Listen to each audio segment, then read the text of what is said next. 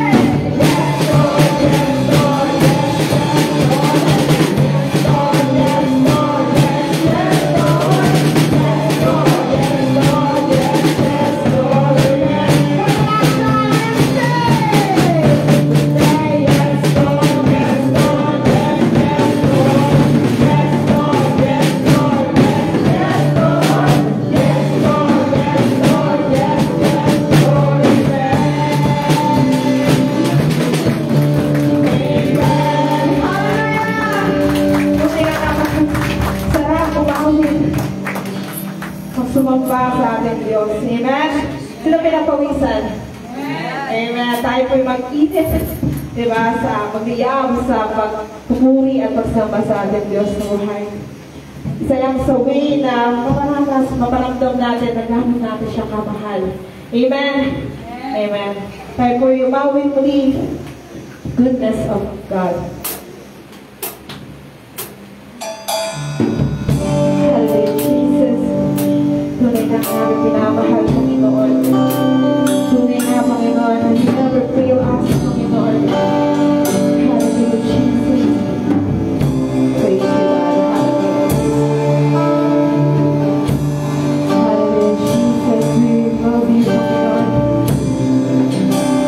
Today, of the world, love you, Lord.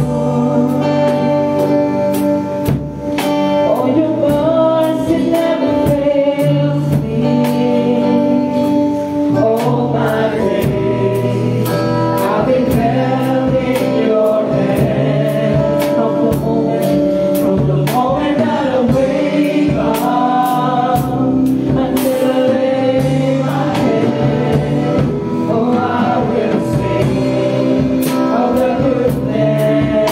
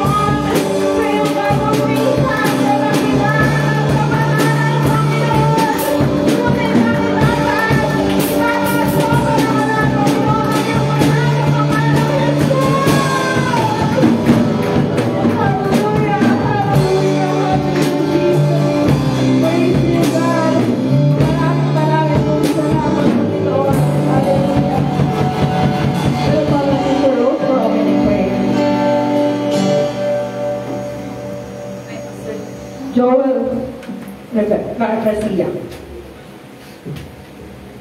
Tayo po yung patuloy. Ang langin, nakilang Diyos ng masalamit.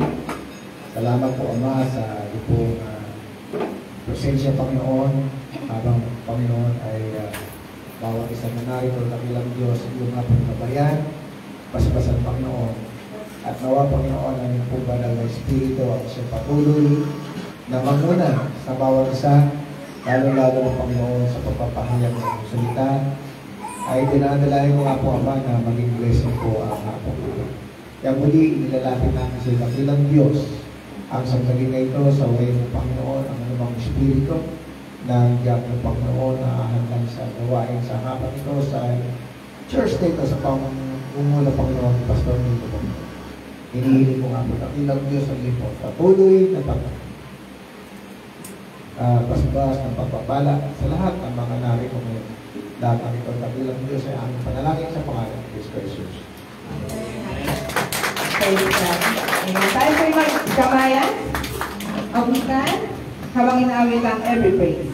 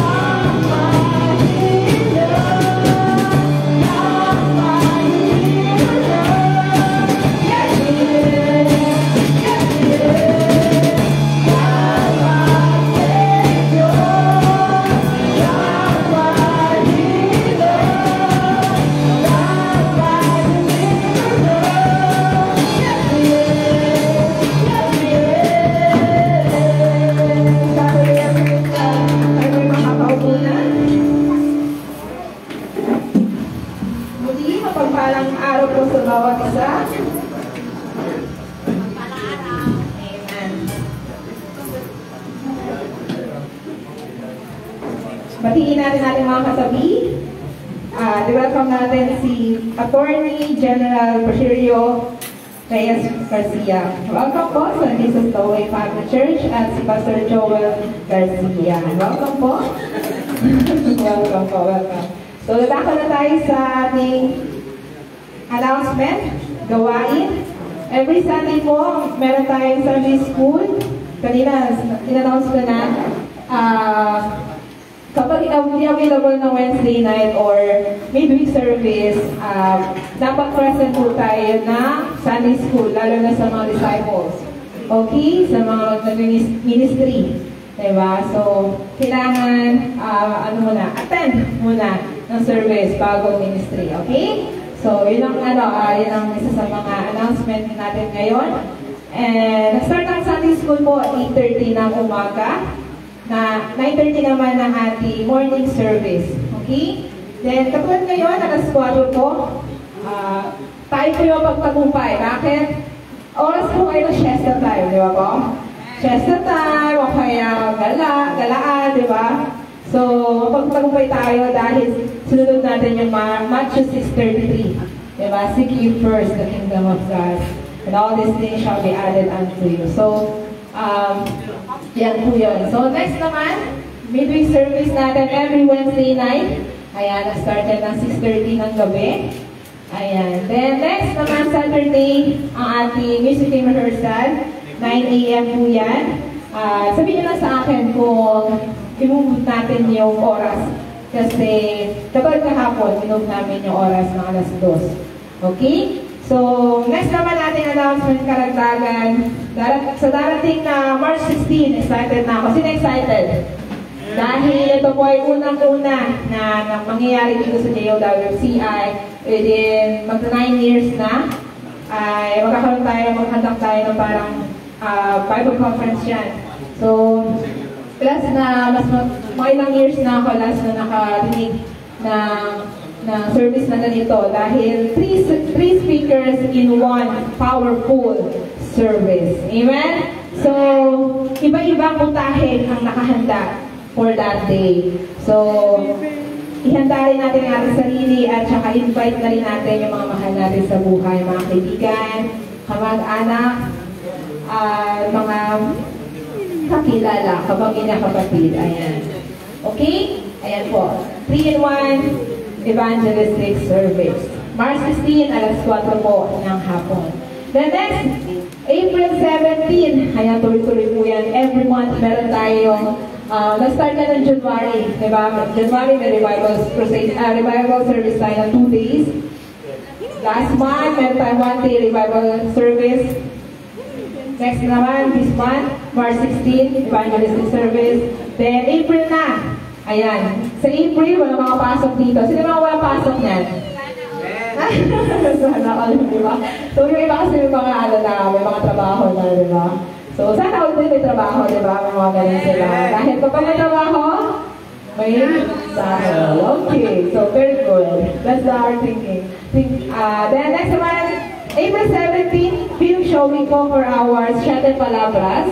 Ayan, muli natin ang panood ng Passion of the Christ. So, muli tayo mag-dress. I-remind tayo nito every year, di ba? Kung ano yung ginawa, ang tunay na gospel, di ba? Ang Diyos ay si Jesus ay nagkatawang tao, siya ay namatay at muling nabuhay. Amen po? At minsan lang siya namatay. Amen? Okay, hindi siya yearly namamatay. So, next naman, April 18, 7 palabras po, 7 last words, 7 speakers naman yan. First time po ito na dati, di ba, more on sa disciples. So ngayon, more on pastors, di ba? Sarap pakinggan. So mga pastors ang mga tutok niyan. So discuss ng 7 last words of Jesus Christ. Then next, May 9 to 11. Ilang years na yung mga tayo dito. So magkakataon tayo ng 9th anniversary. Ayan, celebration on May 9 to 11. We will be having 3 days revival crusade po yan. So, Friday, Saturday, and Sunday morning and Sunday afternoon. The next, kalahating taon agad ng na suko. June 7, ang ating second sports day sa mga team basketball. Sino nga ba dyan? Team basketball. Amen. So, team badminton naman. Amen. Pero mas maraming badminton. Amen. Kaya nga, no? So, ayan ang ating sports day. Magbibigyan ka ng QR code o kaya sa ating GC, okay? So, tingin ko wala na akong nakalimutan pang announcement. So, manako na tayo sa pasalamat. Kanina, 3 kababaihan ang nagpasalamat at nagbahagi ng kabutihan ng Diyos. Ngayon po kaya, sino ang testimony? Sino po? Sino po mauna? Bigay ko po ng 3. 2 hanggang 3. Ayan! Lapakan po natin ang Diyos. Habang naman natin si out of order eh. Out of order. Magandang umaga po. Ako pala si Gamaliel. 20 years old. Para mag-police. Salamat po. Gusto ko po pasalamat sa Panginoon kasi sa blessings po na binigay niya sa araw-araw sa pagprotekta niya. Saka pasalamat din ako kay Lord kasi mawawalan na ako ng trabaho. Pero thank you Lord kasi hindi pa tapos yung trabaho, rendering ko sa isa kong trabaho. Meron na agad akong trabaho na lilipatan. First day ko sana kahapon, pero absent ako kasi nga hindi pa tapos yung trabaho ko. So pasalamat ako kay Lord kasi lagi na akong ginagabayan sa lahat ng mga decision. Saka nawalan ako ng trabaho kasi tinanong ako ng manager kung ano pipiliin ko, kung linggo ba o papasok ako o absent ako ng linggo. So salamat ako sa Panginoon kasi binigay niya ako ng lakas ng loob na piliin yung linggo. Kaya sabi ng manager ko na hindi na ako pwedeng mag-day off ng linggo. Kasi po sa hypermarket po, isang taon na po ako nag-day off ng linggo. And marami na po nagreklamo mga merchandiser, mga kapwa ko katrabaho. Kasi nga, ako na yung may day off ng linggo. So, yun ko, salamat ako sa Panginoon. Binigyan niya ako ng chance na makaalis, makalaya, makaiwas sa talk show, makaiwas sa mga masamang gawain. So, yun lang po. Sa Diyos po ang kapurihan. Amen. Diba? Kalalakihan naman yun. So, sa kababaihan naman. Ayan. Palapahan mo natin ang yes. Sa si Sister Rachel. Pagpalang hapon po sa bawat isa. Mainit po, no? Siyempre, kung mainit, dapat nag-iinit din tayo sa Panginoon. Amen?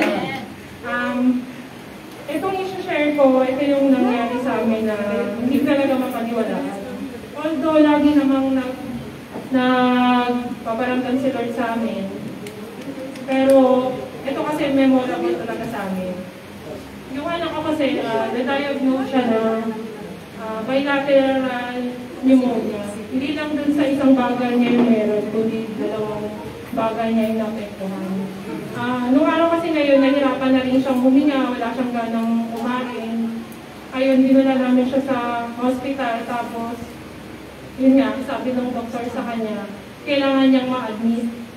So, nung sinabi sa amin ng doktor na may bilateral pneumonia siya, kailangan siya mag-admit. Pinapili naman niya kami kung i-admit siya, magre-referral sa ibang hospital, tsaka i-admit doon mismo, or magagamutan sa bahay. Yung anak ko kasi that time, nahirapan siyang huminga, pero nung nakausukan na siya doon, medyo okay siya. Pero nandun pa rin yung hingal niya. Hindi ko alam kung bakit sa isang magulang ang dapat piliin mo, di ba, i-admit na siya. Pero ang pinili namin kasi magamutan siya sa bahay. So, nung nagamutan siya sa bahay, nung gabi na yun, ano na siya, nawala na lahat ng symptoms ng pneumonia niya. Wala na siyang lagnat, wala na siyang panginginig, tapos nakatulog na rin siya nung gabi na yun. Tapos kinabukasan medyo umokay siya except dun sa ubo siya kasi niya. Ngayon, nung nagagamutan siya, pa 7 days yung gamutan niya. So, pinagpapray lang namin lagi, pati yung mga gamot na ininom niya, pinagpapray namin. Tsaka yun nga din, sinabi nga din pastor na pag-pray daw yung gamot, pero pag-pray na din pala ng husband ko yung mga inumin niya, lahat ng preparation doon. So, sa kanya talaga kami lumalapit na sabi namin na kung ano yung kalooban niya, yun na lang yung masunod. Kasi alam namin na yung mga bagay na mangyayari, yun yung mas magandang mangyayari sa amin. So, nagtiwala na lang kami kay Lord. Tapos, itong pong follow-up check-up niya, sabi po ng doktor, cleared na po siya sa pneumonia. Palakad mo sila sa mga. Ayun po, parang nakakataka po kasi bilateral pneumonia siya, pero overnight lang magaling na siya. So, yun po yung pinagpapasalamat namin ng todo kay Lord, na although sunod-sunod po yung naranasan namin. Tunay na, totoo yung sinasabi niya dun sa Matthew 19:26 na, with men this is impossible, but with God, all things are possible. So, manatili naman tayo sa Kanya at maniwala. Kasi, hindi niya po tayo papamahamak, hindi niya tayo papabayaan, nandyan lamang po siya. Sabi nga sa Matthew 21:22, ano mang hilingin mo sa panalangin, kung ito ay hinihiling mo na may pananampalataya, ibibigay niya ito. Sa Diyos po ang kapurihan.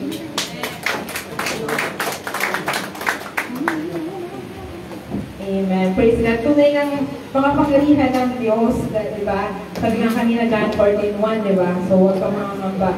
Natapangan pa natin, ay bigay natin sa Kanya.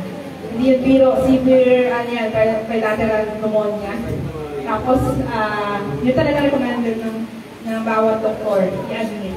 Pero gano'n na lang, tiwala, di ba, ang parents nila. Dahil tunay nga na hindi tayo pabayaan at hindi tayo iwan ng Diyos. Amen. Dahil siya ang makapangyarihan na manggagamot sa lahat. Amen po. Amen. Amen. So, sige po. Ngayon po ay nagkako na tayo sa pagbibigay. Dito po sa likod natin, meron tayong tithe and offering envelope. Meron po sa loob niyan slip. Indicate natin kung tithe, offering, pledges, building fund, or others.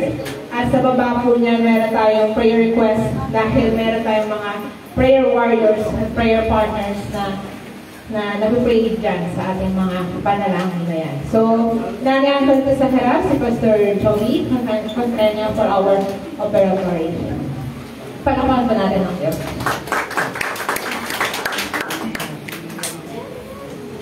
Magandang hapon po sa inyong lahat, si Pastor Joel, at aking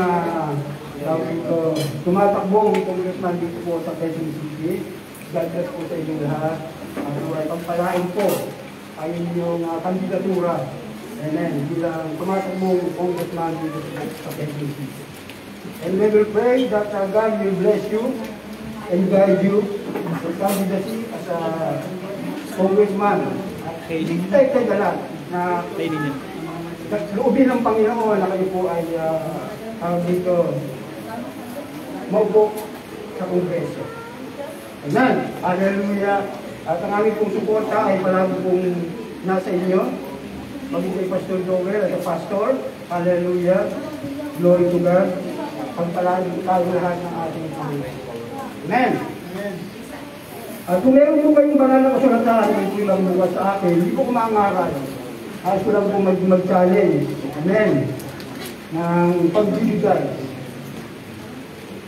At sabi po ito sa Mateo 6, talatang 1 hanggang 4. Tagalog na lang po kasi Pilipino naman tayo lahat. Amen. Ang sabi rito, pag-ingatan ninyo hindi pakitang tao ang pagtupad ninyo sa inyong mga tungkulin sa Diyos. Kapag ganyan ang ginawa ninyo, wala kayong matatamong gantimpala buhat sa inyong Ama na nasa langit. Kaya nga kapag nagbibigay ka ng limos, huwag mo na sa ipagsinay. Amen? Ba't ingay ba gaya ng ginagawa ng mga mapagtunwari sa mga sinagoga at sa mga lansangan upang sila'y purihin ng mga tao? So tandaan ninyo, tinagap na nila ang kanilang gantimpala. Sa halip, kapag nagbibigay ka ng limos, huwag mo nang ipaalam ito. Maging sa matalik ng kaibigan, gawin mong ilihim ang iyong magbibigay ng limos at ang iyong Ama. Na nakakita ng kabutihan, ginagawa mo lang din ang isang magbibigay ng gantimpala sa iyo. Amen. Purihin po ang Diyos sa kanyang banal na salita. Mga kapatid, at minamahal ibig sa Panginoon, God teaching us how to give our all ating limos. Amen. Dito sinabi ng Panginoon, mag-ingat. Bakit tayo pinag-iingat ng Panginoon kapag tayo po ay magbibigay ng ating limos? Kapag marami po sa ating panahon, hallelujah, ang nagbibigay ng pakitang tao. Amen. Tandaan po natin na tayo po ay nagbibigay hindi sa tao, hindi sa pastor, kundi tayo po ay nagbibigay dahil para sa Diyos. Amen. Ang ating pong pagbibigay, hallelujah. Hindi ko nangangahulugan na pag tayo po ay nagbigay, ibubulsa po ng pastor. Amen. Ito po ay ginagamit, hallelujah, sa pagpapalawak ng gawain ng Diyos. Amen. Kaya dito tinuturuan tayo ng Diyos, mag-ingat kayo. Amen. Sapagkat alam naman natin, kapag tayo po ay nagbibigay, hindi tao ang pinupuri natin, kundi ang pinapupurihan natin ay ang Diyos. Amen. Sabi sa Biblia, sa 2 Korinto 9:17, basahin natin para mas malinaw. Ang sabi po rito, 2 Corinthians chapter number 7, ang bawat isa ay dapat magbigay ayon sa kanyang pasya, maluwag sa loob at hindi napipilitan lamang, sapagkat iniibig ng Diyos na nagbibigay ng may pagkalaban. So we need to give, hallelujah, our alms, our tithes, our offering, ng masaya. Cheerful giver. Amen? Hallelujah. Sa pagkasabi sa Biblia, kapag nagbigay ka ng masaya, ang Diyos ay natutuhan. Amen? Tayo po ay naghahandog, hindi sa tao, hindi sa Diyos. Kaya tunawaan po natin ang prinsipyo ng pagbibigay, ng paglilimos, hallelujah, para na dapat tayo question one. Amen? Naunawaan natin ito. Kaya ngayong hapon, tayo po ay magbibigay ayon sa pinasya ng ating Diyos. Amen? Hallelujah. Tinatawag ko po si Brother Dustin.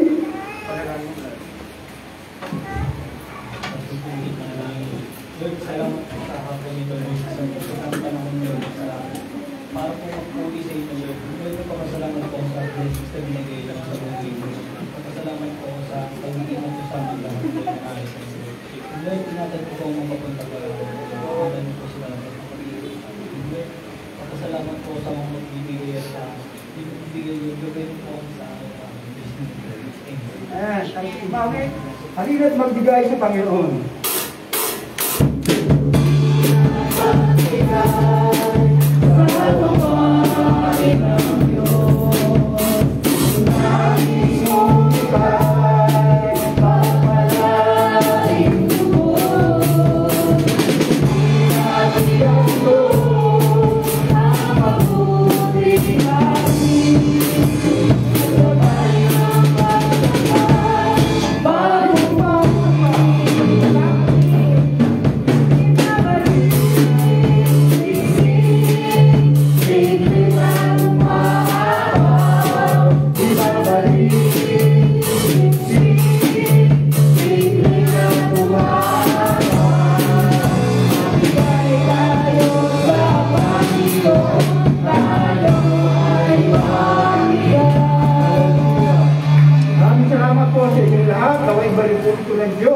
Hallelujah! Ng maraming beses sa iba't ibang kaparaan.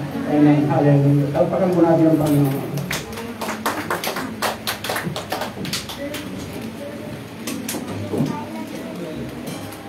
Amen. Thank you po. Tinadalat yung mga sarili, ating mga tainga, pagdinig. Ayan, ang ating mga Biblia sa pakikinig ng banal na salita. Amen po. So, out of order pa muna ang ating CR. So, di ba? Pikit-pikit na lang muna. Tapos mamaya-maya huwag na tayo agad naman. So, okay. So, sit back and relax. Makinig ko tayo ng kabayagan ng Diyos.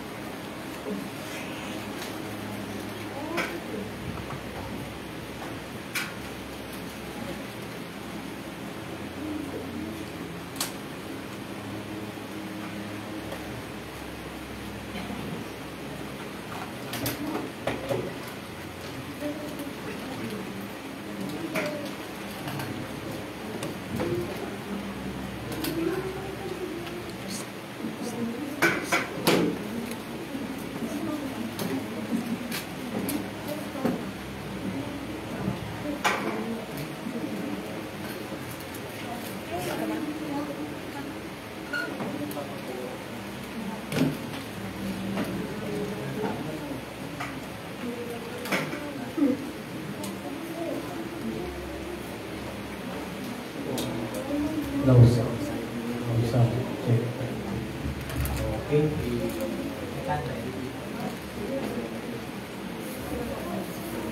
God is good. All the time. Naasahan ninyo, sabihin ko all the time, no? Yeah. So, magandang hapon po sa bawat isa.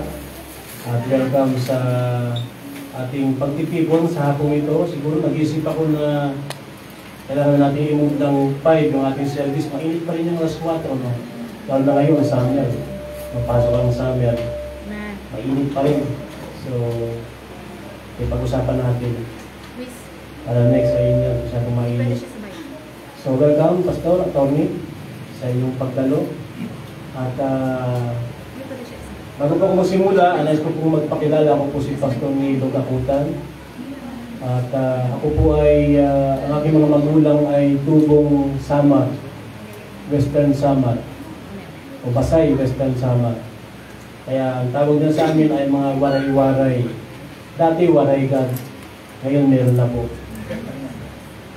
Meron ng Diyos. Okay. Pero ang lahi ko daw ay Ilocano, Ilocos Sur. Yan ang mga Gakutan, yan ang original. Kaya doon sa Ilocos Sur, marami kang mga kamag-anak dyan na Gakutan. At ngayong hapong ito ay sa ating mga Biblia. Nais ko pong basahin sa inyo itong sa Luke chapter 1 verse 38. Ipapalit lang po ng aking ang para.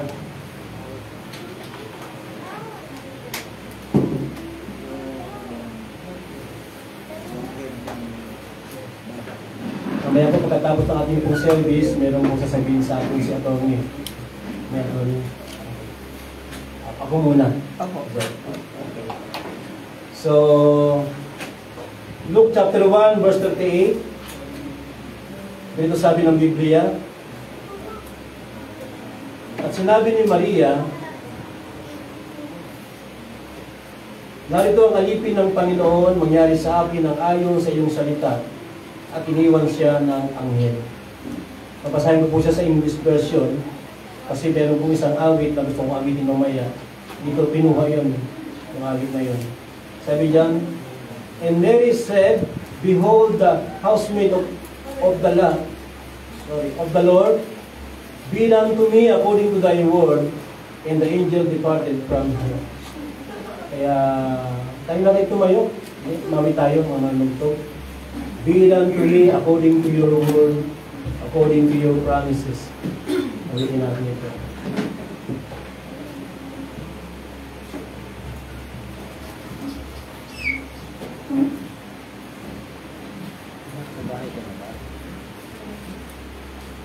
Nandito ko sa service mo. Ano lang ako sa service dito sa kanila. Sorry.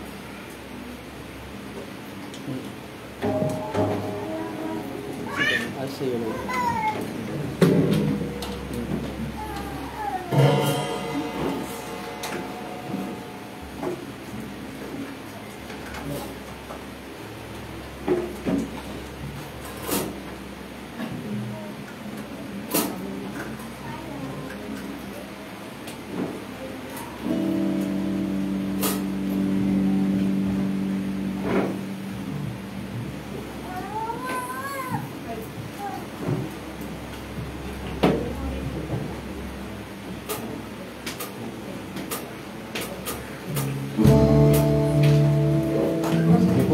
Alam ko rin yung awit ay sumunod kayo. Ito naman yata ng lyrics.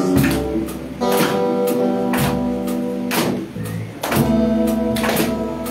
heart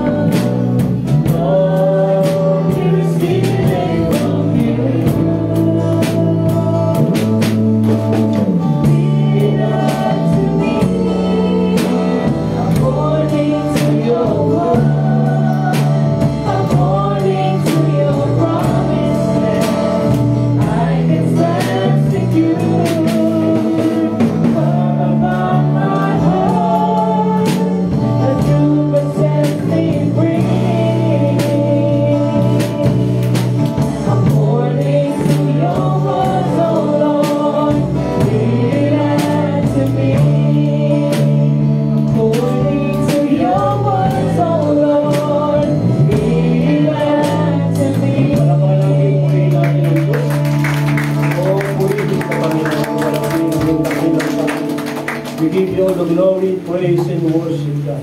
Thank you, Jesus. Nakakaupo lang po tayo. At pagpalain ng Diyos ang pagbabasa ng kanyang salita. Maging sila.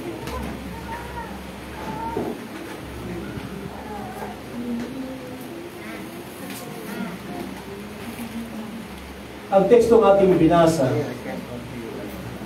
dito ay makikita natin ang ito yung pasimula ng paparamdam ng malapit na ang malapit na yung mahal na araw. Dahil dito ipinakita rito na si Maria ay tumanggap ng balita mula sa isang anghel. Na bagamat ito hindi ka panipaniwala, ay pinaniwalaan at sampalatayanan ito ni Maria. Dito sa Lucas chapter 1 ay binisita ng anghel Gabriel si Maria. Sabi ng Biblia, isang batang birhen, batang-bata pa si Maria dito, walang karanasan, at mayroong dala si Gabriel na isang kahanga-hangang mensahe. Ayon sa pagpinasa mo yung buong teksto niyan, makikita mo diyan na ang mensahe ng anghel, siya ay maglilihi. At ang kanyang ipaglilihi ay manggagaling sa Diyos, sa Espiritu Santo.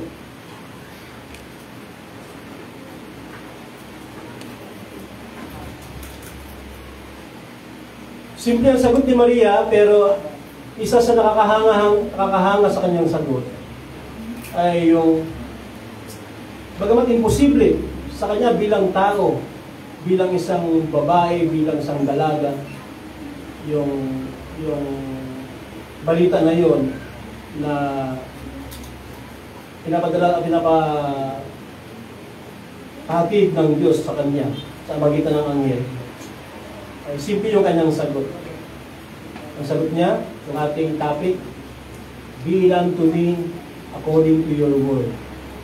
Mangyari nawa, Panginoon, sa akin ang iyong kalooban, ayon sa iyong salita.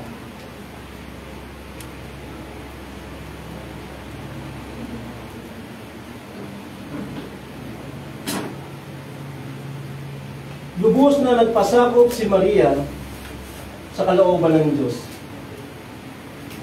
Sa kabila ng kawalang katiyakan ng kanyang sitwasyon.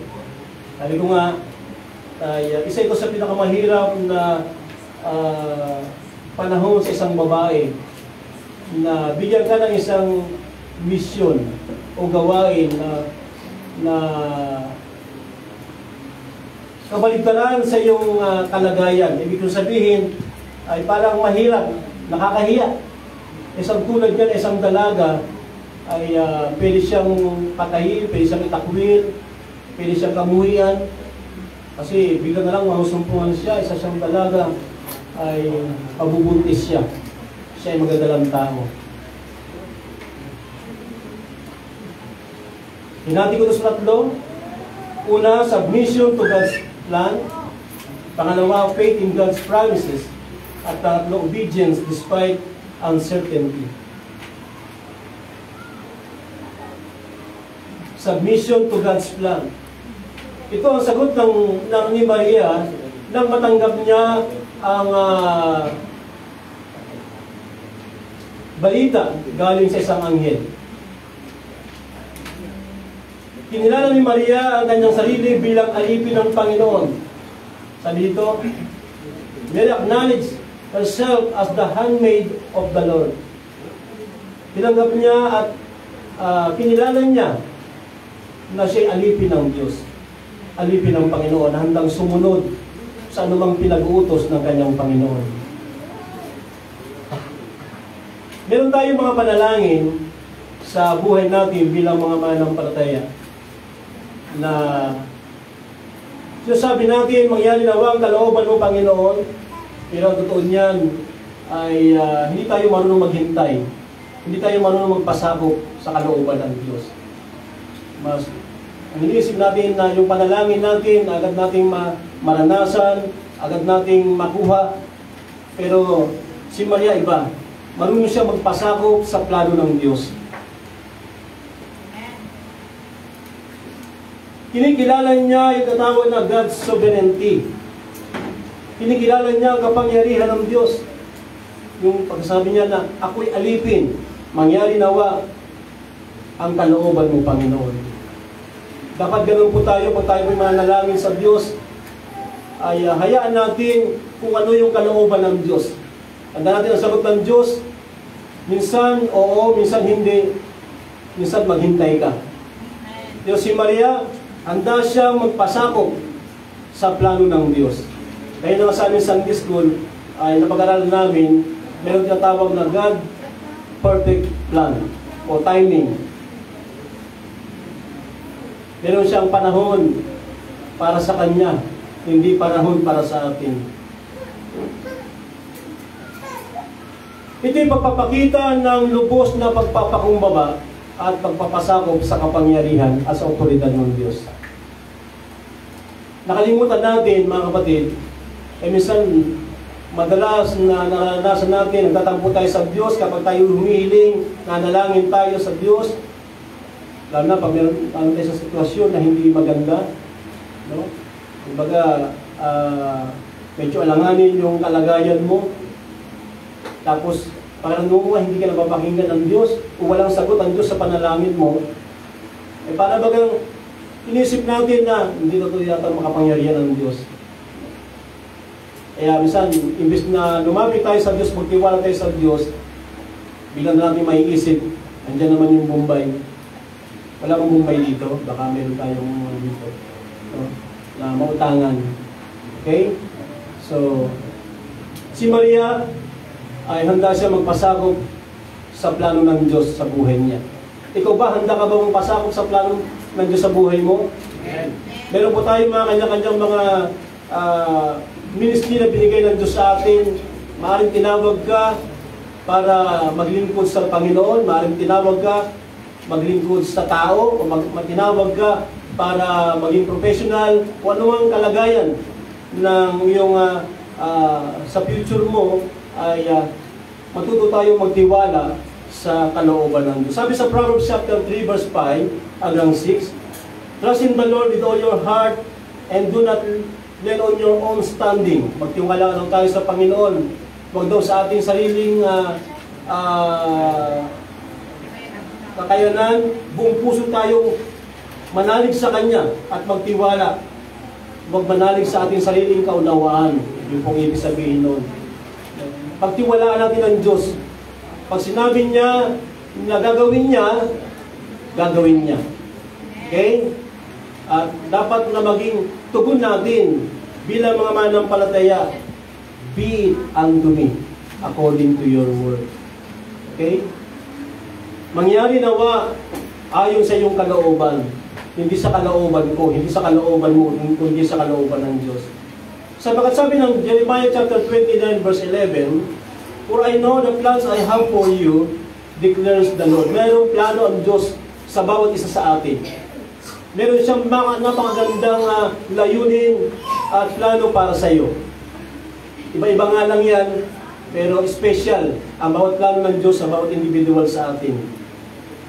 Pangalawa, yung tatawag na surrendering personal desire.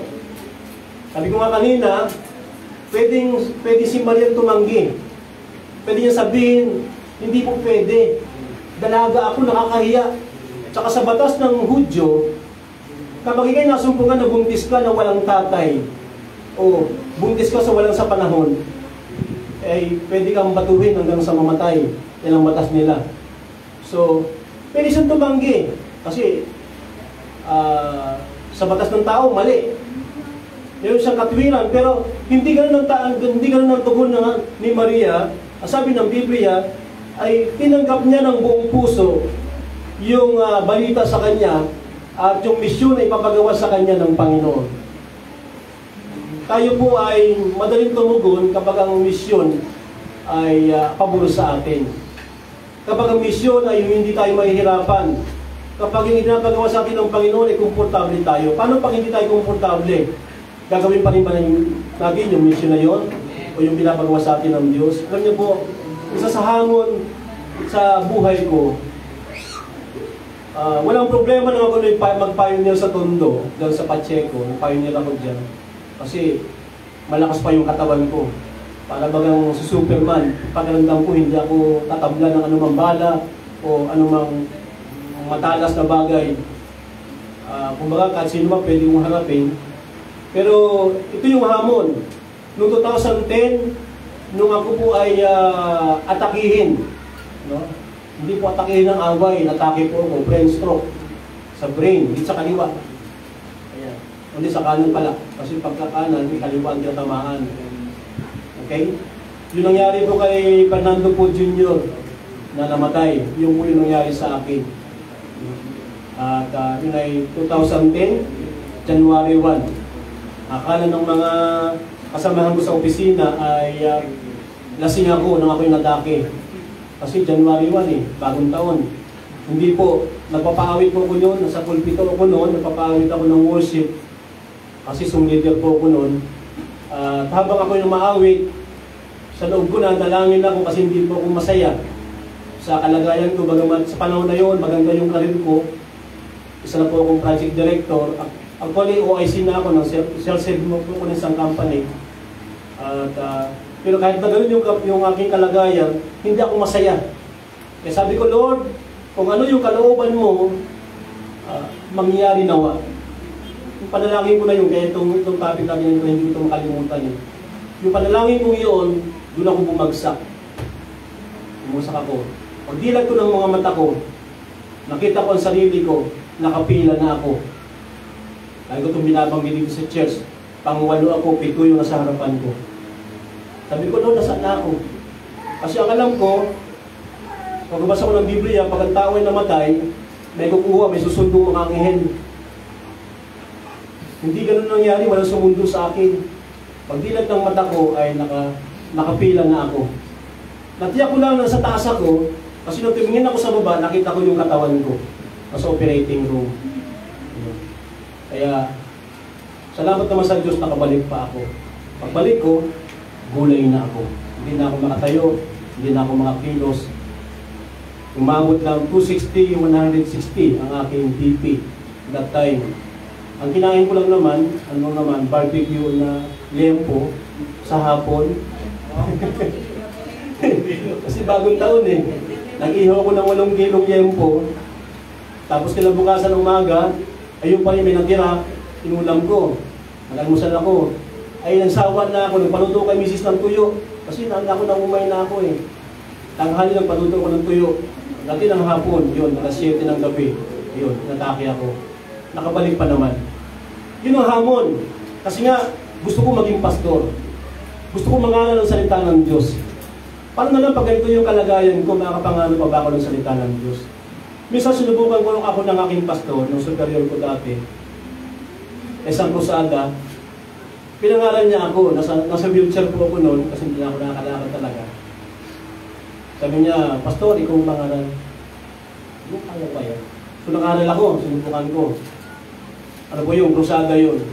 Habang nangaral ako, ang ginawa pala ng pastor ko, nakapikit siya. Pinapakinggan niya yung tinig ko. Sabi niya sa akin, pagkatapos ng mangaral, sabi niya, katawa mo lang naman ang dali. Yung boses mo, yung pananalita mo, hindi yung manadali. Tuloy pa rin ang ligaya. Pwede pa rin daw ako magpastor. Okay, pwede pa rin ako magpastor. Kung napunta ako rito, sa Commonwealth, wala na pa akong plano magpastor. Kasi pwede rin kalagayan ko Pero hindi pa rin, kapag talaga ikaw itinawag ng Diyos, ay hindi talaga mapipigilan. Nakaramdam ako ng awa sa lugar na ito. Akala ko sa lugar na ito, puro iglesia, puro INC. Akala ko, ang dito, mahal nila ang INC. Pero narinig ko dito, marami silang mga salita. Sabi ko, Lord, pwede ka maglagay dito ng simbahan. Kung gagamitin mo ko, tatanggapin ko po yung hamon. Nag-pioneer po ako dito, 1996. 2016, nakalimutan na. 2016, nag-pioneer po ako dito. Simula ako ng Bible study dyan sa Don Fabian. Ang una kong nakontak ay isang manager, marketing manager. Humingi sa akin ng payo. Na gusto niyo naman siguro yung payo ko, nakipag-eyeball sa akin. Hindi eyeball, nakipagkita. Tapos sabi sa akin, Pastor, Subukan natin magkaroon tayo ng Bible study sa isang bahay na ganito. Tinuloy niya ako. Doon nagsimula yun, naging simbahan, yung Bible study na yun. Pwede mo pala akong gamitin ng Diyos. Amen? Napapagsagaan nyo naman ako eh. Okay? Ngayon, meron tayong pastor. May pastor na tayo sa Marilao. May pastor na tayo sa Lipa. Pati yung pastor ng Kamanaba. Kasama natin ngayon. Diba? Kaya nga meron tayong 3-in-1 evangelistic service eh. Parang ano lang, parang kape lang. 3-in-1. So, ibig sabihin yan, tatanggapin mo ba yung hamon kapag hindi ka komportable? Kasi madaling tumanggap ng hamon kapag komportable ka eh. Kapag okay ang lahat, kapag walang problema, lalo na sa ibang mga simbahan, papadala mo ako pastor, magpapastor ako, magkano? Di ba ganun eh? Magkano yung suporta? Nung magsimula po ako dito, wala pa akong suporta.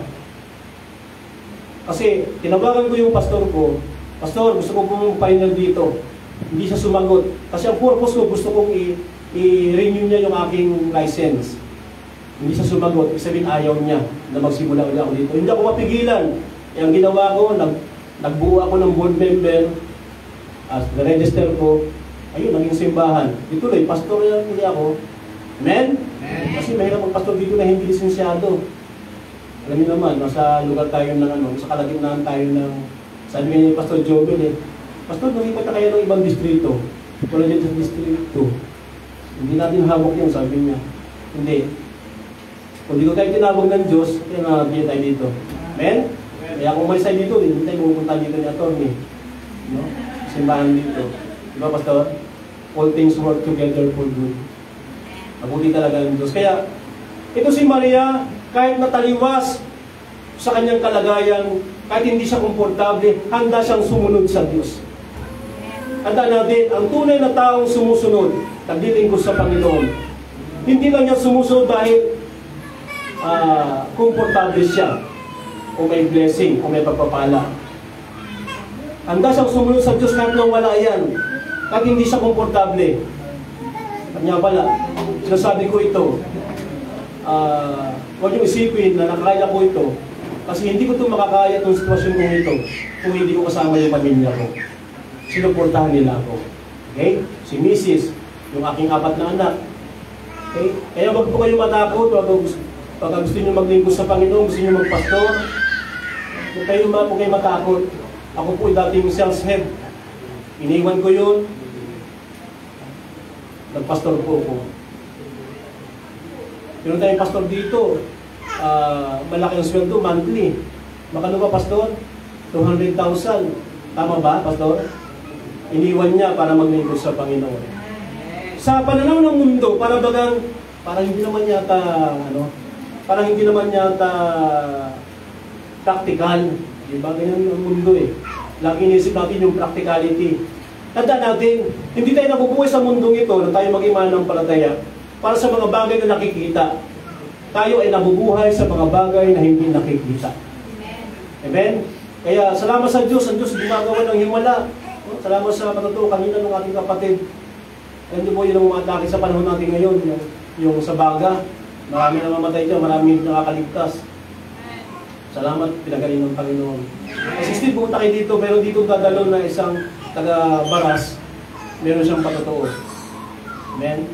Kasi tumawag sa akin, ayan, pupunta yan dito. Kung siya punta ka rito, magpatutuo ka, meron ginawa sa kanya ang Diyos.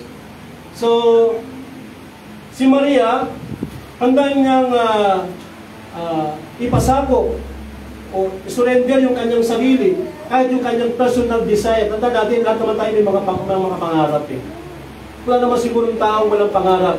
Ako po, pangarap ko, someday, ako may maging isang CEO. Yung pangarap ko, maging may-ari ng isang kumpanya. Siguro, papunta na ako doon yun. Kung hindi ako, kailangan siguro gawin yun. Kasi pagka pupunta ako doon, malabo na akong magpastor. Siyempre, bago po ako inatake, kumuha na po ako ng condominium. Isang unit. Kumuha na ako ng isang sasakyan, kotse, bios, kulay black. Kasi kaya kong hulugan yung panahon na yon. nung inatake ako, hindi mo na kaya hulugan. Kung pastor ka, hindi mo kaya hulugan yun. Hindi ka na magpapastor. Okay. Kaya, si Maria ay kusang loob niyang sinantabi ang kanyang mga pangarap para sa layunin ng Diyos. Tunay na ang pananampalataya ay kaya nangangailangan ito ng pagsuko. Totoong pagsuko. Isusuko mo yung pride mo. Isusuko mo yung sarili mo. Kasi hindi ka makaka-move on sa paglilingkod, hindi ka magtatagumpay. Ang ibig kong sabihin, kapag hindi mo sinuko ang buhay mo. Nung palaging ang umiiral sa iyo ay yung sarili mo, ang dapat pairalin mo yung pananampalataya mo sa Diyos. Lagi mong binabanggit, lagi mong panalangin, be it unto me according to your word. Magyari nawa, Panginoon, ayon sa iyong salita. Kaya handa ba tayong palikuran ng anumang mga bagay na ating pangarap o plano sa buhay kapag tayo tinatawag ng Diyos? Dapat meron pa rin hanggang ngayon. Pangalawa, faith in God's promises. Believing the impossible. Paniniwala sa mga bagay na imposible. Sa panahon natin ngayon, mahirap na kung maniwala. Bihira na lang ang mga taong naniniwala sa mga imposibleng bagay. Sabi ng Hebrew chapter 11 verse 1, ang pananampalataya ay kapalatagan sa mga bagay na hindi nakikita. Pero naniniwala kang darating ang mga bagay na yan kahit walang ebidensya. Kahit wala kang nakikitang clue o hint na mangyayari nga yung isang bagay na yan. Pero naniniwala ka pa rin. That is faith. At ang pananampalataya, kasama dyan yung tawag na pagtitiwala sa Diyos. Lubusang pagtitiwala sa Diyos. Kaya minsan may mga bagay na mahirap natin, para bang ang hirap namang, katulad si attorney niya yun, parang gulayan yung kalaban niya ngayon. Kung titingnan mo, si attorney, ngayon ko nga lang narinig yung pangalan niya, kundi pa kay Pastor Joel. No? Pero naniniwala ko, attorney, merong biyaya ang Diyos. No? Ang kailangan lang pagtitiwala sa Diyos. Pagtitiwala sa Diyos. Nasubukan ko na po ang Diyos na aking pinaglilingkuran. More than 30 years na po ako nagpapastor. Nasubukan ko na yung kanyang biyaya, yung kanyang pag-iingat, yung kanyang mga pangako. 2023, ako po ay nakaranas na makumatos. 2 days, 25 hours. Tama ba? 50 hours. Nandito yung aking panganay. Nakumatos ako. Ganun pala po yung nakukumatos pala. Parinig mo yung sa paligid mo. May mga kamag-anak kayo nakukumatos. Kausapin nyo lang. Kausapin nyo lang. Narinig kayo ng mga yan. Kaya lang ang problema, kung gusto mong gumising, gusto mong gumalaw, hindi ka makagalaw. Hindi ka makakilos. Pero nakabalik pa ako. Kaya nga totoo may kaluluwa ang tao. May pupuntahan ang tao. May langit at mayroon. Hindi ko lang impyerno kasi langit nakapunta na ako eh. Pero impyerno hindi pa. Wala akong balak pumunta roon. Si Jesus lang ang pumunta roon. Pero kasi Diyos yun eh. Yung kaya niya yun. Pumunta siya ng Hades para mangaral ng salita ng Diyos sa mga espiritu. Pero ako wala pa akong pangarap pumunta sa impyerno o sa hell. Kaya, maniwala tayo sa mga bagay na imposible. At sa panahon natin ngayon, bagamat bibihira na lang ang mga tao, kahit mga simbahan ngayon, bibihira na lang ang mananampalataya na mayroong pananampalataya. Sabi ka ni Jesus, pagbabalik ko, meron pa kaya akong masumpungan na may pananampalataya? Kasi marami po ngayon na nagsasabing sila'y mananampalataya. Dahil na ngayon, maraming mga celebrity ngayon na mga sabi, mga Kristiyano. Pero ang tinutukoy nila, hindi ang Panginoon, kundi yung universe. Hindi po Diyos yung universe. Alam niyo ba kung sino ang Diyos ng universe? Si Lucifer. May tawag yung gagamitin yun para lang mag-impute kayo. Kaya ang ginagawa ng mga celebrities ngayon hindi mabanggit yung Panginoon, hindi mabanggit ang Diyos, universe, o kaya sa taas. Sinabihan si Maria ng isang bagay na imposible na mangyari sa isang tao. Yung siya'y magdadalang tao na wala siyang kinilalang lalaki. Ang ibig sabihin, wala siyang asawa. Sa panahon ito, meron na siyang kasintahan, si Joseph. Pero, dahil sabi ng Biblia, si Joseph ay matuwid na tao, ay naghintay si Joseph sa tamang panahon. Okay? Kaya pag ang boyfriend mo, matinong tao, maghihintay yan sa tamang panahon. Kapag ang girlfriend mo, mabuting tao, matuwid na tao, maghihintay yan sa tamang panahon. Kaya, pag meron kang boyfriend o girlfriend na hindi makapaghintay, iwanan mo yan. Amen? Iwanan mo yan, hindi makapaghintay sa tamang panahon. Sapagkat siya'y maglilihi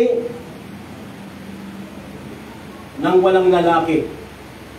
Magbubuntis ka ng walang lalaki.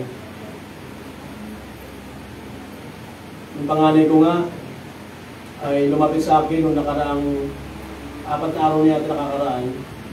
Sabi niya pa, hindi pa ako nagkakaroon. Ilang buwan na ba? 3 months? 4 months. Sabi ko, 4 months? Naku. Ayaw niya naman magpa-check up, magpatingin. Kasi nalalo siya ng stress. Kaya lumapit sa akin, nagpa-pray. Ayan. Miyerkules, nagpa-pray. Thursday, nagkaroon na. Kahapon niya, ang lakas-lakas pa. At balik na nga doon. Gumagawa ng himala ang Diyos. Amen. Amen? Sabi ng Biblia, ang Diyos ay hindi nagbabago. Siya ang noon, ngayon, kahit sa bukas. Gumagawa siya ng himala. Hindi nga tayo malaking simbahan dito, pero nakikita ko yung pagkilos ng Diyos. Gumagawa siya ng himala. Sabi sa Luke chapter 1, verse 37, sabi ni Maria, "For with God, nothing shall be impossible." Sa Diyos walang imposible. Totoo ba to? Sa Diyos walang imposible. Alam niyo po, yung aking kondisyon, ano po ako, ngayon po ay nag-dialysis ako. Sabi ko nung nakaraan taon ako ay na-comatose. Nung pagkagising ko, sinamantala ng mga doktor yun, kasi ayaw ko po kasi magpa-dialysis, ayaw ko magpatusok.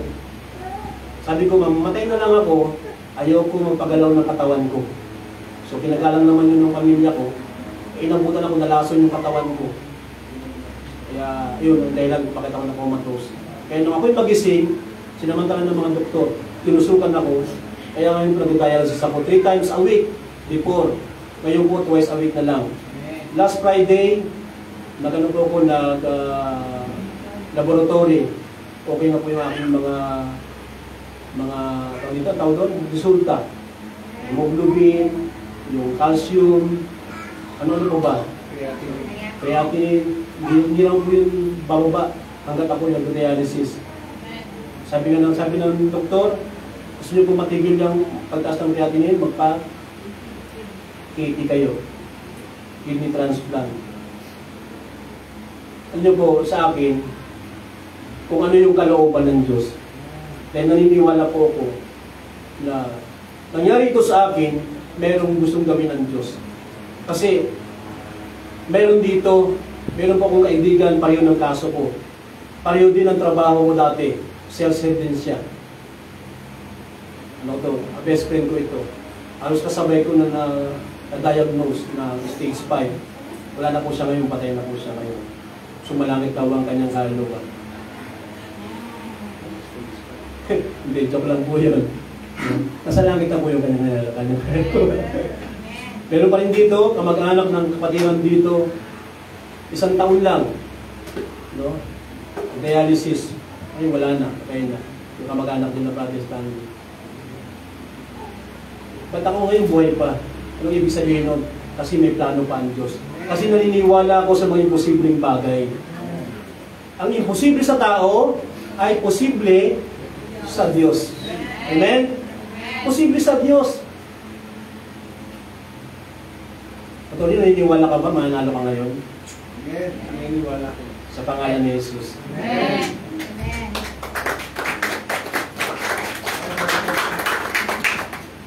Pangalawa, trusting God's word. Magtiwala ka sa salita ng Diyos. Pag sinabi ng Diyos sa kanyang salita, gagawin ko, gagawin ko. Amen? Pag ang Diyos nangako, yung kanyang pangako, hindi po siya katulad ng tao. Amen? Pag ang Diyos nangako, tutuparin niya yung kanyang pangako. Maganda pala dalawa yung mic, no? Pagpunta ko dito, meron dito. Pag dito, meron dito. Kasi pag nakikita ko ito, nawaalala ko yung Senado eh. Saka yung Kongreso. Yan. Kaya gusto ko ito.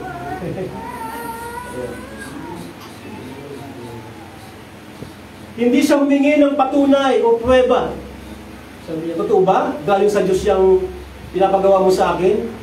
Wala siyang hiningin gano'n. Paano na lang? Wala siyang pruweba, kundi sinunggaban niya agad. Sinabi niya, galing sa Diyos, utos ng Panginoon, galing sa Panginoon. Ginawa niya. Wala nang isip-isip pa. Sabi niya, mangyari nawa sa akin ang kalooban ng Diyos ayon sa kanyang salita. Hindi katulad minsan, merong isang atras sa Biblia, tinatawag na bouquet, yung festival, nagpatawag yung nutusan ng Panginoon, yung alipin, na tumawag ng mga bisita. Yung mga bisita, hindi pumunta. Yung mga inibitahan. Ang sabi niya, sige, tumawag ka sa mga lansangan. Yung mga hindi kilala, yung mga hindi inimbita, imbitahan mo, pumunta. Okay? So, ibig sabihin lamang yan, mga kapatid,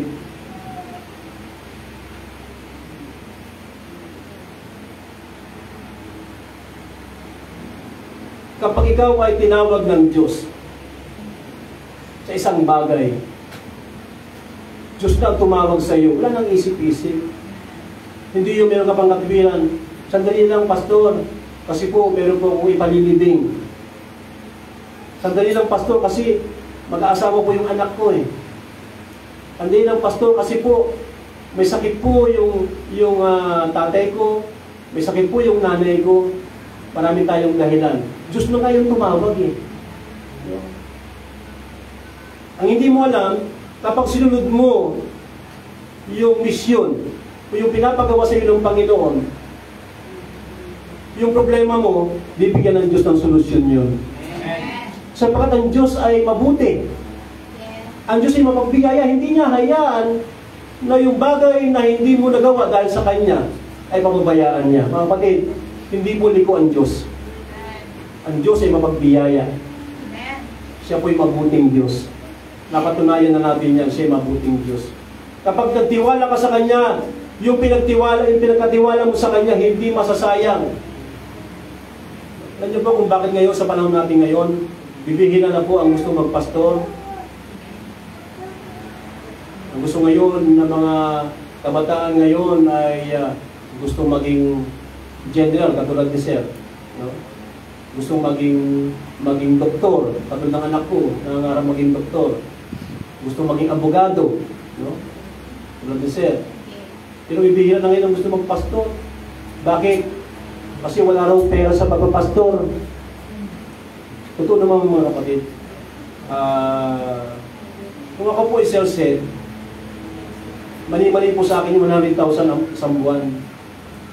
Kasi bukod sa may commission ako, meron pa po ako mga override bilang self-said sa buong sales department. Pero na magpastor ako, galing kay Mrs., galing sa mga anak ko, yung love life ko. Amen? Tama, magsisimula ka ng simbahan, walang tao. No? Buti na lang, sinamahan ako ng aking hipag. Nagsama ko yung hipag ko sa likod mo, pastor, hipag ko yan. Ayan. Sinamahan ako sa pagpapahinal ko dito. Ayan, malaking biyaya. Magtiwala ka lang sa Diyos. Kaya kabataan ka, magpagamit ka ng buhay sa Diyos, magpastor ka. Amen? Eh dito, pwede tayo dito.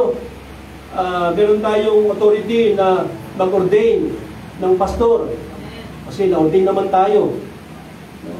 At kaya kung may pangarap ka, ipagamit mo yung buhay mo, meron tayong discipleship dito. Yung discipleship natin dito, that is sa labas, ginagawa ng Bible School. So, nagtuturo tayo ng mga doctrine, ng ministry, yung kailangan natin na magagamit natin sa ministeryo balang araw. So, actual natin ginagawa yan. Kaya nga sa Thursday, mga pastor ngayon sila, sinugo ko. Punta sila ng jail. Punta kayo ng jail, kailangan na maranasan yun. Yung sila mangaral sa jail. Kasi yung pastor nila, dati po kung sa jail nangangaral. At kung ba, malapit ang puso ko sa mga taong mga mga halangang kaluluwa, sabi nila. Hindi naman totoo yun. Kapag yan mga yan nakapakinig ng salita ng Diyos, tumitinugin niya mga yan. May nakakapakinig ng salita ng Diyos. Siguro dahil ako po ay naging biktima ng kabataan ko ng addiction, kaya siguro ganun. Kaya nang ako'y pinamili ng mission kung saan ako pupunta, pinili ko agad Tondo. Basta dalo mo ko dali sa Tondo. Natupad naman yung pangarap ko. Hindi ko madali ang karanasan ko doon, pero okay lang kasi karanasan yun na pinaranas sa akin ng Diyos. Kaya hindi na kailangan pa ng patunay o proof. Sabi ka sa isang kasabihan sa military, alam ko saan nito banda, narinig ko lang ito, obey and obey, no complain. Totoo ba ito, sir? Obey first before you obey. Oh, obey first before you complain. Ayun, napakinggan ko na. Yung napakinggan ko, obey, no complain. Mas mahal yun, no? Mabigat yun, no? Saan kaya yung banda? Baka sa mga ranger yun. Hindi ko alam. Saan papakinggan ko lang din yun. 2 Corinthians chapter 1 verse 20, for all the promises of God find their yes in Him. Sapagkat ang lahat ng mga pangako ng Diyos ay nasusumpungan ang kanilang oo sa Kanya. So, walang pangako ang Diyos na hindi, kundi lahat ng pangako ng Diyos ay oo sa iyo. Pag sinabi ng Diyos na gagamitin Kanya, pag sinabi ng Diyos na pagagalingin Kanya, pag sinabi ng Diyos pagpapalain Kanya, gagawin niya ayon sa Kanyang salita. Ang kailangan mo lang gawin, magtiwala ka, sumunod ka ayon sa Kanyang salita. Huwag kang lalayo. Amen? Tandaan natin, tayo ay naglilingkod sa Diyos na makapangyarihan. Sa Diyos na hindi nakikita. Kaya, mula nang pasukin mo ang pananampalataya, ang paniniwalang ito, ang pagiging Kristiyano, pumasok ka sa isang labanan na ang kalaban mo ay hindi nakikita, pero ang maganda, ang kakampi mo rin ay hindi nakikita, pero mas makapangyarihan sa lahat.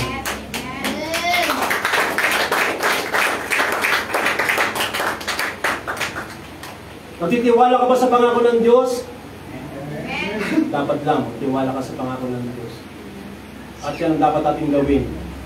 Huwag tayo mapagod na magtiwala. Pangatlo, obedience despite uncertainty. Sa kabila ng kawalang katiyakan, tayo ay sumunod. Magpasako.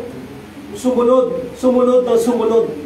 Alam niyo po, wala pong tao na matuwid, na sumunod sa Diyos, sumunod ng sumunod, na napahamak. Sabi nga ni David sa kanyang sulat, sa mga awit, naging bata ako, pumuti ang buhok ko, wala akong nakitang anak ng Diyos na namalimos ng tinapay. Kung ibig sabihin, ay hindi pinabayaan ng Diyos o hindi pinababayaan ng Diyos ang tao nagtitiwala sa Kanya. Isipin mo, magpastor ka, magpahingal ka, wala kang suporta. Tapos ganito pa kalagayan mo, ang pagkain ko dahil hiwalay sa pagkain ng pamilya ko. Kailangan yung pagkain ko iba. Kasi marami akong bawal na kainin. Mga gamot. Pero isipin mo, paano ko makakapag-aral yung mga anak ko? Dati kahit na mag-aral. Pero nang mangyari sa akin yun, para bang imposible na mangyari pa. Pero sa biyaya ng Diyos, yung dalawa kong anak, graduate na. Amen? Yung isa, third year college. Yung isa, matapos na ng high school. Tama ba? Sino nagpaaral sa kanila? Si Pastor? Sa offering ni Pastor? Magkano bang tuition fee ngayon? Magkano bang tuition fee ng New Era? Magkano tuition fee na ng New Era? Ang Diyos ang nagpaaral. Nag-provide ang Diyos. si Sister Luisa sa UAA ang graduate. Okay? Si Atima, yung aking panganay sa Trinity ang graduate. Pastor po ako. Hindi po ako negosyante. Hindi po malaki ang kita ko. Nagtitiwala lang po ako sa Diyos sa gagawin niya. Naniniwala ako na handang mag-provide ang Diyos sa pangangailangan mo, magtiwala ka lang sa Kanya. Kasi mahirap talagang paniwalaan ng isang bagay na hindi ka panipaniwala. Pero pag natutunan mo maniwala at nakilala mo yung Diyos na pinaglilingkuran mo na dapat mong magtiwalaan, makakakita ka ng mga bagay na hindi ka panipaniwala. Kaya kahit anong mangyari sa akin, durugin man ako sa Satanas, hindi na ako natalikod sa Panginoon, nakita ko, yung naranasan ko. Siguro, paraan ng Diyos yun eh. Kasi medyo may katigasan din ang ulo ko eh. Paraan ng Diyos siguro yun, ipakita ko mga sa itong lugar na ito, para maniwala ka talaga.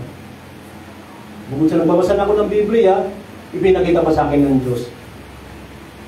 Di ba, meron sa Biblia, 1 Corinthians chapter 14, naniniwala ko si Apostol Pablo, sabi niya, 14 na taon na nakakaraan, sa Espiritu, ewan ko, sabi niya, sa katawan, ewan ko, siya umakyat sa ikatlong langit. Sabi niya, naniniwala ko si Apostol Pablo yun. Naranasan niya. Yung maranasan mo, yung mga ganung mga bagay. Kaya ngayon, yung mga bagay na imposible, na dati hindi ko pinapaniwalaan, ngayon, Kristiyano ko, dapat ako maniwala eh. Pero ngayon, niwalaan ko na yung mga bagay na hindi ka panipaniwala. Amen?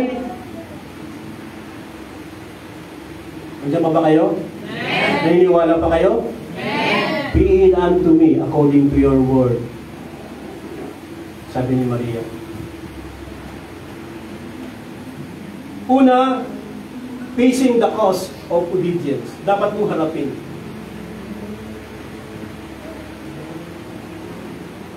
Yung halaga ng pagsunod. Hindi po madaling sumunod. Una, sa pagsunod, ang kaaway mo dyan yung sarili mo.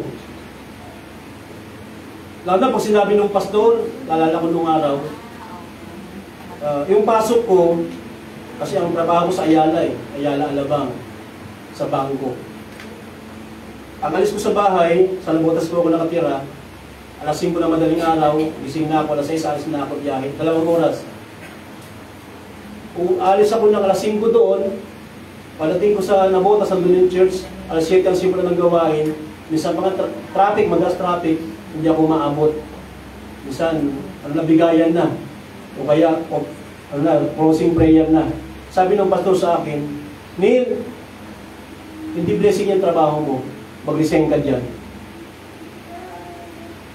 Sana yung pastor may ibigay ng trabaho sa akin. Kung wala akong ginagawang ganyan dito sa disciple dito, someday gagawin ko yan. Wala pa akong ginaganyan. Wala pa akong ginaganyan dito eh. Nawawala na eh. Paano pa kayang gawin ko yan? Resign ako doon. Hindi wala na akong trabaho. Wala na akong trabaho. Nangalan yung pastor, ang tamad, huwag pakainin. Ano klaseng pastor naman ito? Pinag-resign ako sa trabaho, tapos yun talaga, paghubog talaga. Sunod ng sunod. Amen? Kasi naman, yung sinusundan ko naman, totoo naman sa sinasabi niya eh. Yung sinasabi niya, ginagawa niya. Madaling sumunod, kapag nakita mo yung leader mo, ginagawa niya, yung pinapasunod sa iyo. Amen? Amen. Marami ngayon, parang mga Koreano. Ano yung Koreano? Sadduceo, ano ba yan? Jebuseo. Sinasabi, huwag yung gawin yan. Pero ginagawa niya, yung sasabi niya, huwag mong gawin yan. Susunod ka ba sa ganung mga tao? Di ba mahirap sumunod? Pero kung nakita mo yung leader mo, yung tagapanguna mo, yung sinasabi niya, ginagawa niya, nakikita mo sa buhay niya, hindi mahirap sumunod. Amen? Amen? Kaya, harapin mo. Meron pong halaga ang pagsunod. Nakikita mo yan. Unang kalaban mo dyan yung sarili mo. Wala po sa kalikasan nating mga tao ang sumunod. Ang gusto natin tayo yung bossing. May pagkano tayo, may pagka-bossy tayo eh. Gusto natin tayo yung laging nag-uutos. Gawin mo yan, gawin mo yun. Kaya nga kayo maging manager. Wow, sarap ng, parang pakiramdam ko, hindi ko parang ganun eh. Parang tubigas eh. Kasi lagi kang naka-long sleeve. Dahil meron kang portfolio. Papasok ka alas 10, magkakape ka lang, maghihintay ka ng lunch. Pagdating ng alas 2, uuwi ka na. Sarap, no? Pero hindi po ganun ang pagkatawag ng Diyos sa kaharian ng Diyos. Amen?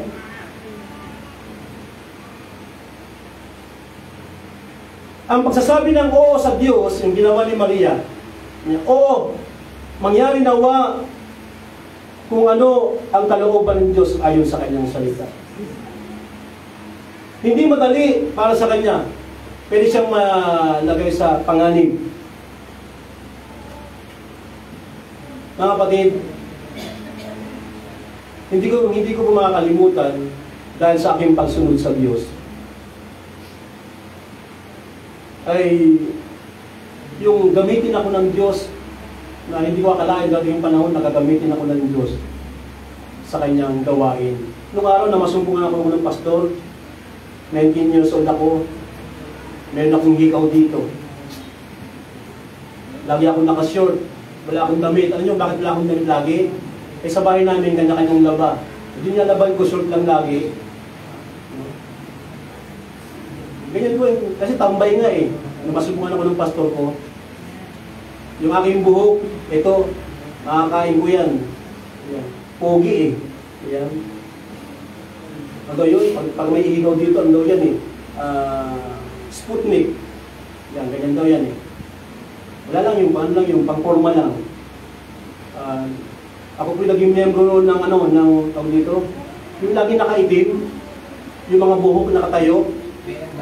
Ano yung Pastor Joby? Mga pangkista. Ayan. Yung ibis na pamada ang ginagamit ay yung ginagamit sa sa sasakyan, grasa. Grasa. Kanya kung bakit kami lagi nakamaong, naka-black? Kasi isang linggo, walang ligo-ligo yan. Pogi pa rin. Hilahilamos lang yan. Si Pastor Stanley, pangkista raw yan dati. Ganyan ako nasumpungan ng pastor ko. Kaya nga minahal ko yung pastor ko eh. Kasi nagtiwala sa akin. Sabi niya sa akin, Brad, nakita mo yung mga gamit na yan, drum set, organ, lahat yan, pag-aralan mo yan. Alam niyo po, itong taong na ito, lang ang nagtiwala sa akin. Wala akong may tiwala sa akin kasi pag pinagtiwala mo sa akin yung bagay na yan, mawawala na yan, ibibenta ko yan. Malinis po ako sa bahay. Pag pinapasok mo ako sa bahay, malinis po ako sa bahay. Kumukuha ko ng bagay na hindi sa akin dahil sa bisyo. Kaya ang galit ako sa galit ako sa droga eh. Kasi matagal akong inalipin yan eh. Buti nga nagustuhan ako ni Mrs. eh. Kaya, kasi born again na ako noon. Kapit-bahay ko yun si Mrs. eh. Kapit-bahay ko yun si Mrs. Ayaw sa akin ng nanay niya. At yung bakit ayaw sa akin ng nanay niya? Kasi kainuman ko yung nanay niya eh. Kainuman ko yung nanay niya nung araw kasi paano ako nagugustuhan. Hindi alam ng nanay niya na born again na ako. Kaya ako nagustuhan ni Mrs. Di ba ma? Kaya, nung magtiwala sa akin yung pastor, iba yung naramdaman ko. Meron pa ng mga ganitong tao na pwede mo magtiwala sa akin. Sabihin niya, mahal ka ng Panginoon. May plano ang Diyos sa buhay mo. Ako, ganito. May plano ang Diyos sa buhay ko. Isang nag-addict dati. Totoo nga, may plano ang Diyos. Magtiwala ka lang sa sinasabi ng salita ng Diyos. Katulad ni Maria, nagtiwala siya. John chapter 14 verse 15. Sabi ni Jesus, if you love me, you will keep my commandment. Kung mahal mo ako, sabi niya, tuparin mo ang aking mga pinag-uutos. Hindi yung pwede yung, I love you Lord, I love you Lord, I love you Lord. Hanggang doon lang, salita lang. Pero hindi mo kayang sumunod. Amen? Pinag-usapan namin ni Pastor Joby kanina. Kasi noong araw, noong 1980, 1990, yung gawain po namin sa Victory, ang gawain po namin ay Monday, discipleship, hapon. Wednesday, midweek. Friday, midweek din yun, Friday. Saturday, meron kaming street preaching. Sunday, morning, Sunday afternoon. At merong Lunes hanggang Sabado na morning prayer, alas 7 ng umaga. Kaya siguro ganun kami kabilis lumago noon. Ngayon yung mga member ngayon, yung mga Kristiyano ngayon, sa panahon natin ngayon, pasensya na po kayo ha. Sunday Christian na nga lang, nawawala pa. Amen. Amen. Amo, sabi mo siya, tama ako eh, amen. Sunday Christian na nga lang, nawawala pa. Kaya pala noon, ang bis namin lumago.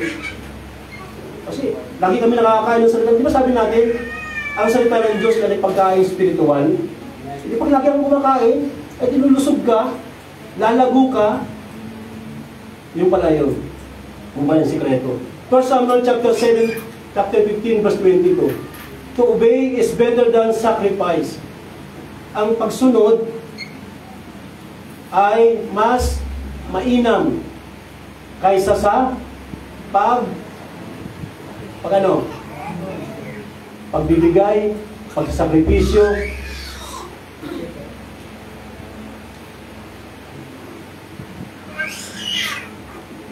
Kaya nga sabi ng pastor ko noon, yung kami maligtas sa grupo kasi kami na magbabarkada, sabi, bakit ngayon lang kayo dumating? No? Kasi matagal siya nahihirapan mag-pioneer. Walking in faith without knowing the details. Kahit na hindi niya alam yung detalye ng plano ng Diyos, handa siyang sumunod. Ito si Maria. Hindi siya nagtanong na ano ba yung simula, ano ba yung mangyayari. Walang ganun. Kundi kung ano yung sinabi ng anghel ay inutusan ng Diyos, tinanggap niya ng buong puso. Hindi niya lang tinanggap ng buong puso, talagang pinaniwalaan niya, ginawa niya. Kadalasan inihiling sa atin ng Diyos na magtiwala tayo sa Kanya. At hindi niya pinapaalam sa atin yung mga detalye ng Kanyang mga plano. Alam niyo ba kung bakit? Kaya nga mayroong Espiritu Santo eh. Kapag ikaw ay naligtas, pagkakaroon ka ng gifts, kaloob ng Espiritu Santo, isa doon yung natawag na patience, pagtitiis. Hindi pinapaalam ng Diyos yung plano niya sa iyo, kasi gusto makita ng Diyos kung gaano ka nagtitiwala sa Kanya, hanggang ka magtiis sa Kanya. Tandaan niyo, sabi ng Biblia, ang magtiis hanggang sa wakas, maliligtas. Kaya, gusto mo maligtas? Gusto mo maligtas? Hindi para maging miyembro ka ng isang reliyon o anumang reliyon. Gusto mo maligtas, magtiis ka. Kung may pinapagawa sa iyo ang Diyos, alam mo yan ay kalooban ng Diyos ayon sa Kanyang salita. Huwag kang tumanggi, huwag kang mga tuwiran, magtiwala ka sa Diyos. Kasi parang ano yun eh, parang bilang tao, na kapag may pinagawa ang isang tao sa iyo, inutos sa iyo, tapos mag-question ka pa, paano yun kung gano'n, paano kung ganito? Parang bagang wala kang tiwala sa tao na may pinapagawa sa iyo. Diyos na yun eh. Amen? Meron pa akong dahilan para magtanong, Lord, bakit nangyayari sa akin ito? Pero naniniwala pa rin po ako. Yung pagtitiwala ko sa Diyos, alam ko, sa future, sa huli. Sabi ng Biblia, higit pa ako sa mapagtagumpay. Romans chapter 8, verse 37. 2 Corinthians chapter 5, verse 7, for we walk by faith, not by sight. Tayo ay lumalakad sa pananampalataya at hindi sa ating mga nakikita. Kaya kung napakinggan mo to, willing ka rin ba sumunod? Katulad ni Maria, na sumunod. Okay lang yan, magandang background yan. Blessing yan. Magandang background yan. Tuloy mo lang yan, ako. Tuloy mo lang yan. Magiging pastor yan. Yan. Okay, tumayo mo tayong lahat.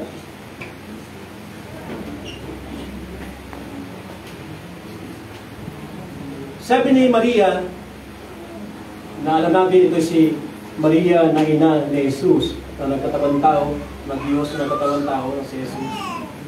Be it unto me according to your word, according to your promises. Nang sabihin niya ito, nagpapakita siya ng kanyang pagpapasakop, submission. Pangalawa, faith. Pangatlo, obedience. Kaya, pag sinabi mo sa Panginoon, Panginoon, mangyari ng ang kalooban mo, kaya tulad sinabi ni Jesus na siya nasa Gethsemane. Sabi niya, Ama, hindi ang kalooban ko, kundi ang kalooban mo. Alam niya, mahirap yung kanyang dadanasin, maghihirap siya, pero hindi yung kanyang kalooban ng kanyang sinunod, kung ano ang ipinapagawa sa kanya ng Diyos ng kanyang Ama, yun ang nasunod. Amen. Yung pong ibig sabihin ng sinabi ni Maria, na be it unto me according to your word. Mangyari nawa sa akin ayon sa iyong salita. Habang inaawit ito, ay magmumuli-muli tayo sa kalooban ng Diyos. Sa pagtawag ng hindi ko alam kung ano yun. Kung ikaw ay tinatawag ng Diyos para maglingkod o maging isang opisyal ng isang anumang bagay, halimbawa sa gobyerno, o ikaw ay gamitin ng Diyos sa kanyang gawain, sa kanyang kaharian, ang ating mga kapatid.